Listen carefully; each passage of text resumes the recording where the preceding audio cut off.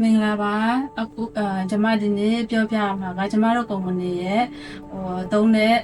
ဒီပေါ်ဝါတွေကိုဘယ်လိုသုံးရလဲဆိုတဲ့အကြောင်းကိုပေါ့နော်သင်တန်းအနေနဲ့ပြောပြမှာဖြစ်ပါတယ်ပထမဆုံးအနေနဲ့ဒီ၃ခုကိုပြောပြပါမယ်ဒီ၃ခုက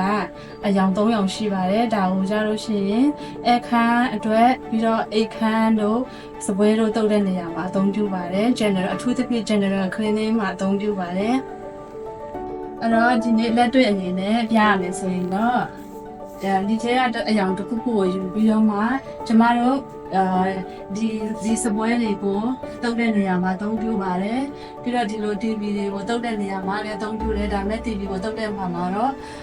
6နဲ့3ရပါမယ်ပြီးတော့ဒီနေရာတွေတုပ်တဲ့နေရာမှာလည်းဒါကိုအသုံးပြုရပါတယ်တကားတွေရောဒီလိုတကားတွေကအစသုံးရပါတယ်ပြီးတော့ခုလည်းဒီလိုစပွဲတွေမှာလည်းအသုံးပြုလို့ရပါတယ်ပြီးတော့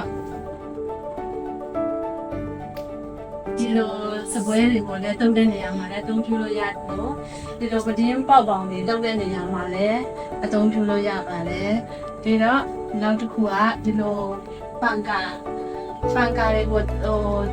တန်းရှင်းတဲ့နေရာမှာလည်းအသုံးပြုလို့ရတယ်မီဒီတို့မီလုံးတို့တုပ်တဲ့နေရာမှာလည်းအသုံးပြုလို့ရပါတယ်အခုပြီးတော့နောက်တစ်ခုအနေနဲ့အင်တာကိုအသုံးပြုတဲ့နေရာမှာတော့အင်တာဆေးတဲ့နေရာမှာဒီအနေရောကိုအသုံးပြုပါတယ်ဒီဘောထိုင်အင်တာကို